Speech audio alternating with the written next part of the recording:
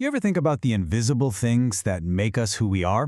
Well, today, we're going to pull back the curtain on one of the most powerful ones, this deep, deep-seated self-reliance that's often forged in childhood, and, wow, does it have a huge impact on our adult lives. We are talking about hyper-independence. I mean, really think about it for a second. Are you that person, the one who can handle anything and everything that comes your way? The person everyone knows will get the job done no matter what, all by themselves? Yeah, that feels good. It's a point of pride, right? It feels like a genuine superpower. Okay, but here's the twist in the story, because for every superpower, there's an origin, and sometimes there's a hidden weak spot. What if that very thing that makes you feel so incredibly strong is also, quietly, costing you something really, really important? So to really get the whole picture, before we even talk about the cost, we have to appreciate the incredible strengths that come with it. Let's dive into the amazing skills that are developed by kids who had to learn way too early that they had to be their own hero.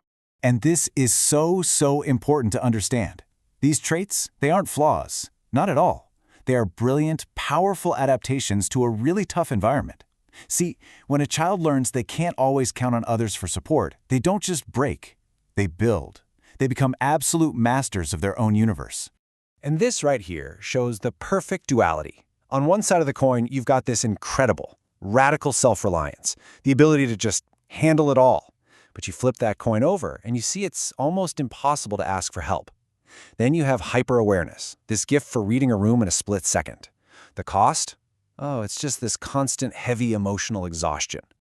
So where do these superpowers even come from? I mean, what's the origin story? Well, to get that, we need to talk about a really key psychological idea called parentification. So, parentification, at its core, it's basically when the roles get completely flipped. The child is put in a position where they have to be the adult in the room. This can be practical stuff like managing the bills, or, and this is the heavy one, it can be emotional, which means managing everyone else's feelings. And listen, this goes so far beyond just doing the dishes or watching a younger sibling. We're talking about a kid becoming their parent's main confidant, or the family mediator, or the emotional rock for everybody.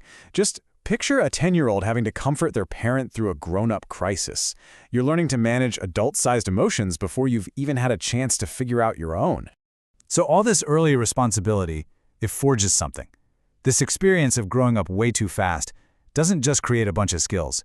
It builds an entire defensive system. It builds a suit of armor. And that armor, it has a name: hyper-independence.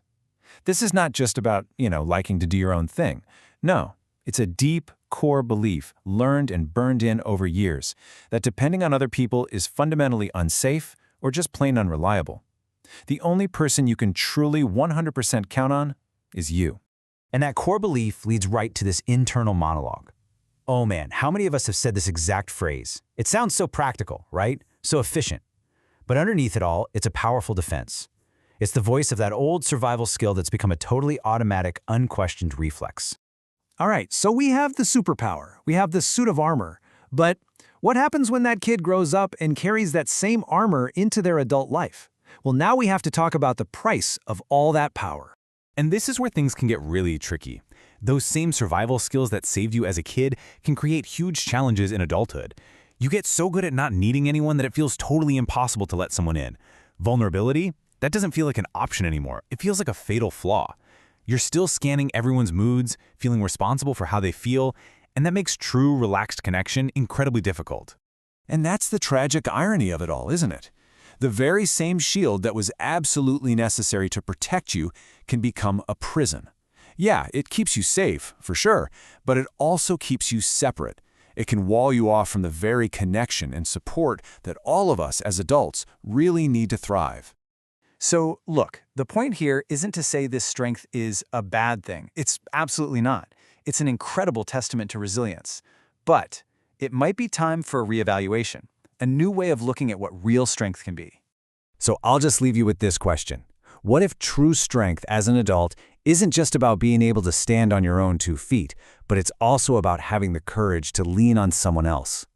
What if the next level of your superpower is learning how to take off that armor, even just for a little while, and let someone else help you carry the weight? It's definitely something to think about.